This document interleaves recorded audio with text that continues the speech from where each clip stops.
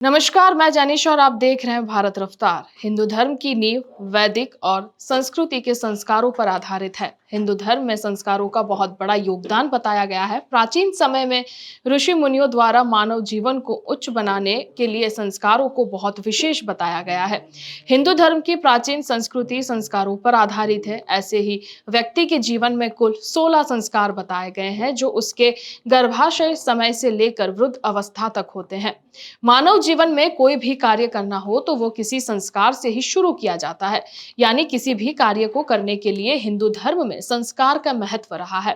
धार्मिक ग्रंथों में 16 संस्कार का विस्तार रूप से वर्णन किया गया है। आइए जानते हैं कौन से हैं ये 16 संस्कार। पहले संस्कार की बात करें तो वो है गर्भधान संस्कार। सबसे पहला संस्कार है कि गर्भधारण संस्कार, की जिसमें आपके जन्म लेने से पहले आपकी माता ने आपको अपने गर्भ में धारण किया हो। दूसरा संस्कार है पुंसवन संस्कार, और ये संस्कार जो है गर्भ धारण करने के 3 महीने के बाद होता है। इसमें गर्भ धारण करने के 3 महीने के बाद जब शिशु संरचना होना शुरू करता है तो माता पिता उनके अच्छे जीवन के लिए वैदिक मंत्रों से इस संस्कार को पूर्ण करते हैं। तीसरा संस्कार है सीमंत्रोन्नयन संस्कार। ये संस्कार गर्भकाल के 6ठे महीने में किया जाता है। 6ठे महीने से 8वें महीने तक गर्भपात की संभावना ज्यादा रहती है, इसलिए ये संस्कार किया जाता है। इस संस्कार से गर्भ के शिशु और उसकी माता की रक्षा के लिए किया जाता है। चौथा संस्कार है जात कर्म संस्कार।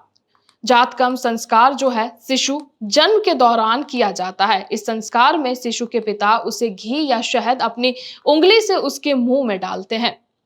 पांचवा है नामकरण संस्कार। इस संस्कार में शिशु का उसकी कुंडली के आधार पर नाम रखा जाता है। उसके बाद जो है छठा संस्कार, के जिससे निष्क्रमण संस्कार कहा जाता है। इसमें जब शिशु 4 से 6 महीने का हो जाता है तो इसमें उसे घर से बाहर ले जाकर सूर्य और चंद्रमा के प्रभाव में ले जाया जाता है। सातवां संस्कार है अन्नप्राशन संस्कार। इस संस्कार में शिशु 6 महीने का हो जाता है तो उसे अन्न का भोग लगाया जाता है। आठवां संस्कार है मुंडन संस्कार। इस संस्कार में शिशु का मुंडन किया जाता है। वहीं 9वें संस्कार की बात करें तो विद्यारंभ संस्कार है। इस संस्कार में जो है शिशु का पहली बार विद्या से परिचय कराया जाता है। शिशु को इस संस्कार में स्कूल में पढ़ाने के लिए भेजा जाता है। 10वें संस्कार की बात करें तो कर्णवेध संस्कार है, जिसे कर्ण छेदना संस्कार कहते हैं। कान हमारे श्रवण द्वार हैं। कर्ण वेधन से व्याधियां दूर होती हैं तथा किसी बात को समझने की शक्ति हमारे अंदर बढ़ती है। वहीं 11वां संस्कार है यज्ञोपवीत संस्कार, और इस संस्कार में जो है जनेऊ को धारण किया जाता है। वहीं 12वें संस्कार की अगर हम बात करें तो वेदारंभ संस्कार है। इसमें वो बालक गुरुकुल आदि में जाकर वेद उपनिषदों की पढ़ाई करते हैं। वक्त बदलने के साथ गुरुकुल में ना जाकर वे शिक्षा के लिए स्कूल में जाकर इस वक्त पढ़ाई करते हैं। वहीं 13वां संस्कार है केशांत संस्कार। इसमें बालक अपने केशों को त्याग करते हैं। पुराने समय में गुरुकुल में पढ़ने वाले बालक अपनी शिक्षा पूरी होने के बाद अपने केशों का त्याग करते थे। वहीं 14वें संस्कार की बात करें तो समावर्तन संस्कार है। इसमें बालक गुरुकुल में शिक्षा प्राप्त करके वहां से विदाई लेकर सामाजिक जीवन में आता है। अपनी शिक्षा पूरी होने के बाद वे अपने सामाजिक जीवन को जीता है।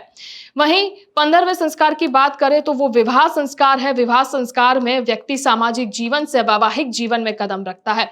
इस संस्कार में व्यक्ति विवाह करके अपने वैवाहिक जीवन की शुरुआत करता है।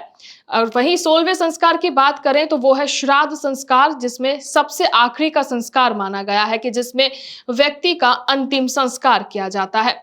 आज हम बात करेंगे जनेऊ संस्कार के बारे में, तो चलिए शुरू करते हैं। सनातन धर्म में जनेऊ संस्कार बेहद महत्वपूर्ण माना जाता है। ये युवा लड़कों को यज्ञोपवीत संस्कार में दीक्षित करने का प्रतीक माना जाता है। वहीं एक 16 संस्कारों में से भी एक है कि जिसे लोग उपनयन संस्कार या तो जनेऊ संस्कार के नाम से भी जानते हैं। इस 10वें संस्कार के दौरान बच्चे के शरीर पर एक पवित्र धागा बांधा जाता है, जो उनके किशोर अवस्था में प्रवेश का प्रतीक बनता है। जनेऊ संस्कार 8 से 16 वर्ष के बीच होता है। हालांकि कुछ लोग इसे अपनी शादी के पहले भी करवाते हैं। इसको लेकर लोगों की अलग अलग मान्यताएं हैं, लेकिन आमतौर पर यह किशोर अवस्था में पहुंचने से पहले किया जाता है। किसी जानकार पुरोहित के द्वारा इसे किया जाता है। बता दें कि जनेऊ बाएं कंधे पर और दाहिनी बाह के नीचे धारण किया जाता है। सनातन धर्म में जनेऊ का खास महत्व रहा है। ऐसा कहा जाता है कि इसे धारण करने से बच्चे को जीवन भर ज्ञान प्राप्त करना और नैतिक मूल्यों को बनाए रखने की शक्ति प्रदान होती है। उपनयन संस्कार को लेकर यह भी कहा जाता है कि इसे पहनने और इसके नियम का पालन करने से बच्चों में अनुशासन पैदा होता है, क्योंकि उन्हें इससे जुड़े हुए कुछ पवित्र नियमों का पालन सिखाया जाता है। सनातन धर्म के अनुसार उपनयन नकारात्मक ऊर्जाएं और विचारों से रक्षा करता है, उसका कवच बनता है। इसमें उपस्थित 3 धागे मां सरस्वती, मां पार्वती और मां लक्ष्मी का प्रतीक हैं।